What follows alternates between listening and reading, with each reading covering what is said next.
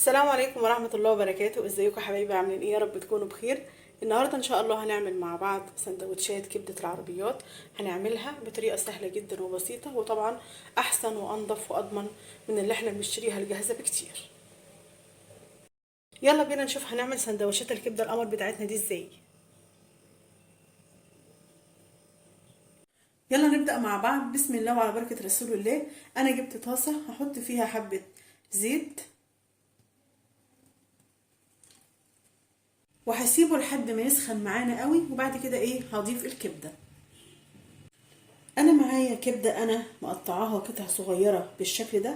اهم حاجه ان انت تقطعيها قطع صغيره عشان تديكي الشكل بتاع الكبده اللي احنا بنشتريها من بتاعه العربيات بالظبط. هنزل بقى بالكبده كده. الزيت معانا سخن قوي،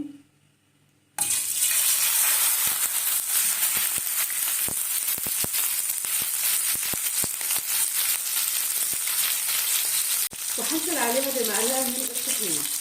طبعا الطحينه عشان تضيع اي زفاره في الكبده، وفي نفس الوقت برضو تديها طعم جميل. هديها كده تشويحه لحد ما لون الكبده يتغير معانا. طبعا الكبده ما بتتغسلش خالص.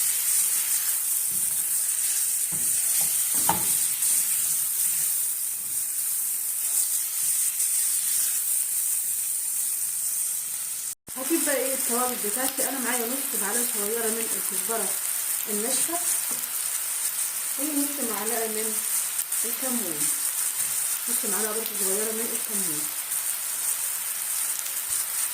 وهضيف الملح. طبعا الملح لحد ما الكبده يعني تتظبط معايا. طبعا انا مش هضيف طبعا انا هضيف اللي هو الكزبره والناشفه والكمون. طبعا مش هضيف اي توابل تانيه.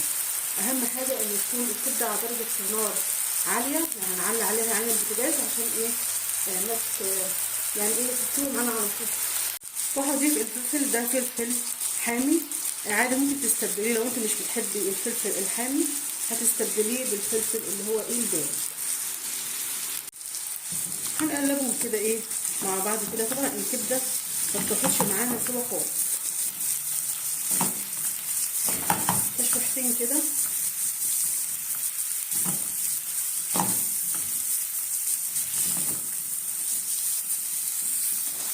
وهضيف كده في الاخر معلقه ثوم مهروس، وهنقلبهم كده مع بعض لحد ما ريحه الثوم بس تطلع، ومعانا بس الفلفل بس يدبل معانا بس كده حاجه بسيطه. انا بشتغل على نص كيلو من الكبده.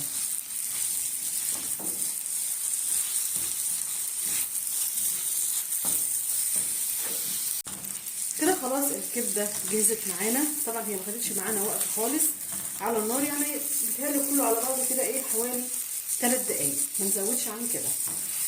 هطفي بقى عليها النار، وهنقدمها مع بعض في السندوتشات. بصراحه ريحه طالعه تحفه. هنبدأ نحشي الكبدة في العيش الفينو.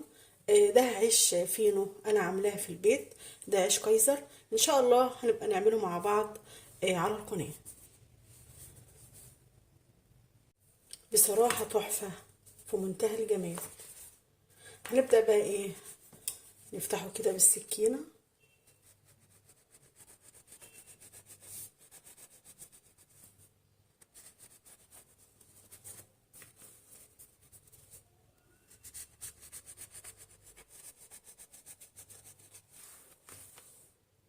هنبدأ بقى نحشيه.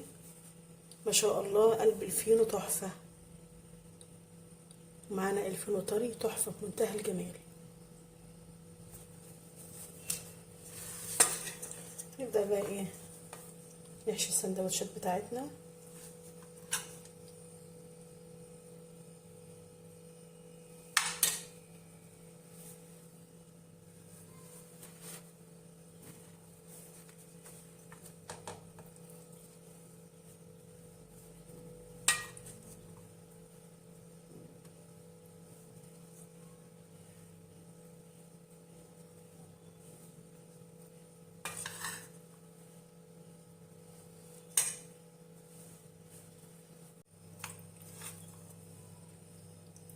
كبدة بصراحة طعم وريحة في منتهى الجمال.